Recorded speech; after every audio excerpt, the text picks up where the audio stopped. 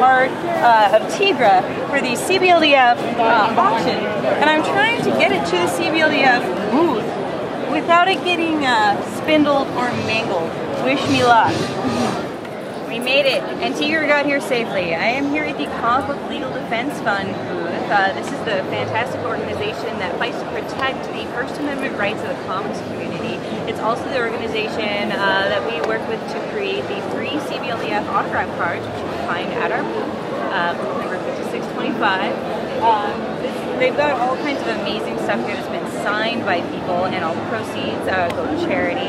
And we are looking forward to it. If you would like some fantastic new artwork and you're in San Diego, we go to the auction July 23rd. It is at the Hilton Bayfront at 7:30 in room KL Sapphire. So maybe we'll see you there. Hi, I'm here with Charles Brownstein, the Executive Director of the CBLDF. How's it going so far? It's going awesome, Elizabeth. Thanks for stopping by. Well, you've got a couple of things going on at Comic-Con this year. You've got a preview for the Liberty cards, and then you've got the auction. What can you tell us about that? Well, Comic-Con is just the biggest comics bonanza of the year, and we love being here, and it's where we bring all of our best stuff every year. And so we're really proud to preview the Liberty cards, which are coming out from Cryptozoic.com.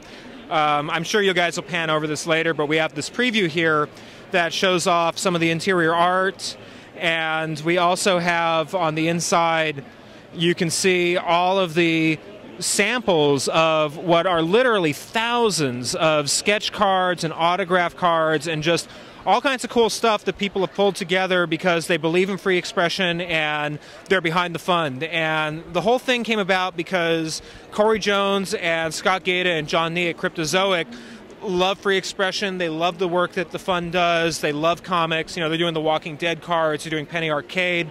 And they said, how can we give back? How can we help the fund? And they had this idea to tell the story of comic censorship in 72 cards. And they said, will you work with us on it? We went, well, hell yes. And so, you know, 5-6 months later, here we are with a set that we're really proud of and we're really grateful for, and this should be hitting your stores in August. So who are some of the artists who've contributed to the Liberty cards? We have tons of great ones. We have Paul Mavrides, who did some work on his case against the tax authorities in California. Kevin Colden did some work on the case in Oklahoma City. Gonzo, Jason Gonzalez did some pieces. And those are the base cards. And then the sketch cards are totally awesome. We've got some pieces from Rob Liefeld. We've got some pieces from Matt Wagner. We've got, we did some stuff over in Portland earlier this year. That was great. Really go to Cryptozoic.com because right now in the excitement of the floor, I'm going to miss a bunch of people and they're going to be slighted. So rather than offend anybody, I'm just going to say they're great. Go to Cryptozoic.com and check out the Liberty cards and the full list of contributors. Excellent. And you also have the auction this Saturday. About how many pieces do you have this year? We've got over 80 pieces in hand right now, and they're all up at cbldf.org, and we're going to be getting more throughout the weekend. Dave Gibbons just popped by the minute before you got here and handed off his piece for the auction, which, you want to talk about a dorky fanboy moment, well, that's it. But, you know, we're really excited by the work that you guys did at tfaw.com with the auction this year. I love all the pieces. What's your favorite?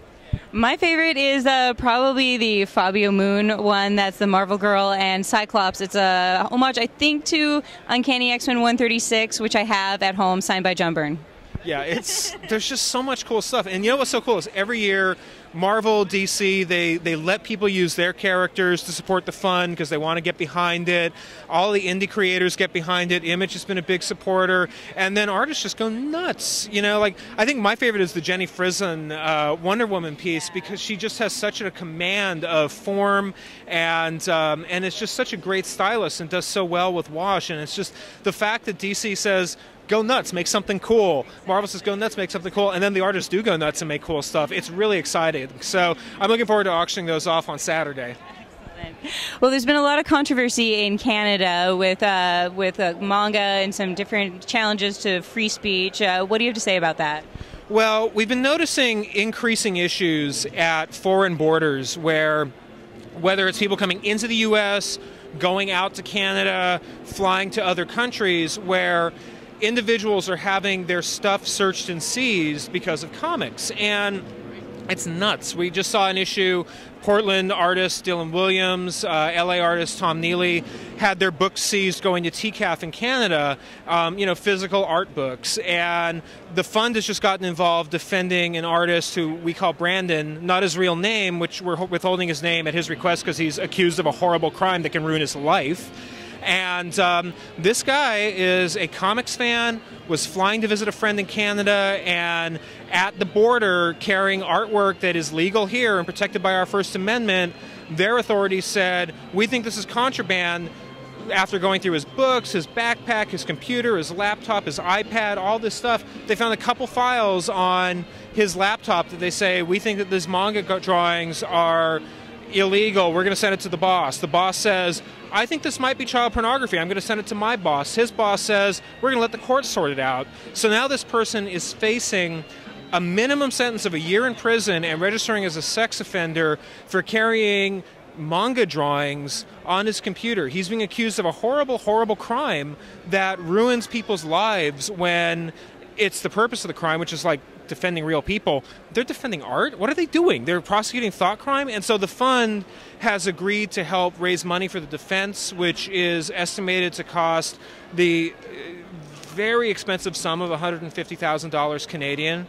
And that's just what the law costs. And you've got to stand up for the principle of the matter, and you've got to stand up and protect free speech, because if you let the issues erode, if you let them go after content, if you let them go through your stuff, you let them go through your electronic life and just say, well, I don't like manga, so I'm not going to defend this, then you're creating a precedent that could really harm everybody. And so as a community, we're going to bat because it's the right thing to do, and we hope that people join us in this fight, because it's going to be long and it's going to be ugly and it's going to be expensive, but you know what? The ones that are worth doing always are. How can people best support the CBLDF? Well, please check out our website, cbldf.org, and you can learn more about this and our other casework. And please do donate what you can. We have membership, we have different incentives and premiums all around this booth. We've got all of this great signed stuff that publishers and artists have donated. But the bottom line is, we're going to help this person in Canada $5 or $10 at a time. And it's the support of the community getting behind our own that makes us able to do what we can do. So please go there. Please donate what you can if you think it's important to stand up for comics rights. These negative attitudes towards art, it kind of reminds me of the 50s with the Comics Code. I thought we were past this. Why do you think this is still an issue today? I think anytime something captures the popular imagination and the popular imagination of youth, that there are those that will try to create a moral panic to outlaw it. And you saw it in the 50s. You saw it very recently with video games. And in fact, the fund was just cited in a Supreme Court decision where California was attempting to ban the sale and rental of violent video games to minors. And they were trying to make violence a new category of unprotected speech. And the fund basically wrote a brief in the court and talked about how we were decimated as an industry in the 50s, and Justice Scalia cited our brief and said this is one example of why moralists should not dictate what our intellectual freedom should be. And we were really gratified by that, but you see it happening every generation, whether it's comic books in the 50s, whether it's video games in the 90s and 2000s, and the wheel's turning and comics are cool right now, and we're seeing all this stuff in the digital space. We've really got to protect the shores, because there's always another Wortham out there, and we're ready to fight them. Well, we thank you for fighting the good fight and for your time tonight. Thank you, Elizabeth. Take care.